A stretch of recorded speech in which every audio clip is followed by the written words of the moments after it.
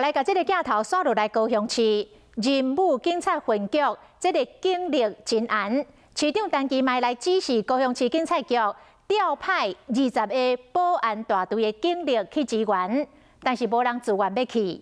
毕竟是经过真侪档的努力，才会当调到勤务相对较单纯的保安大队。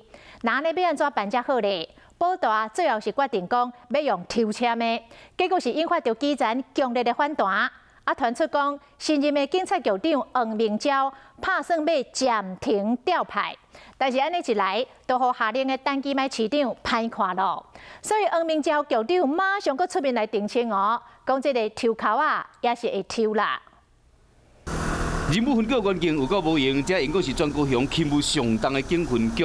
最近几年来，人口快速增加，警民比是1159比1，若是用盐埕分局来比，警民比是155比1，差将近8倍，超够济。很多地方人士在反映说，有急需要加派人力，那因为主编已经满了。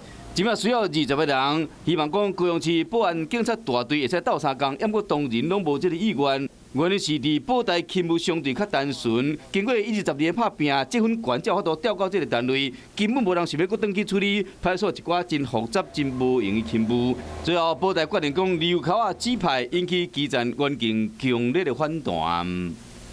担心如果派到支援人武分局，会有办业务或者是相关的一些情区的运作。这项侦办案本来是市长陈其迈指示前任的局长刘碧龙批准的，即马听讲会暂时按下，就惊讲陈其迈无面子，新任局长黄明昭随出面说明。签是抽了。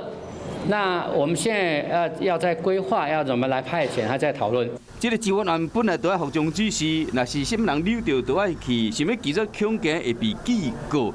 保台员警就算无想要去，即马只能保庇家己签运会使较好咧。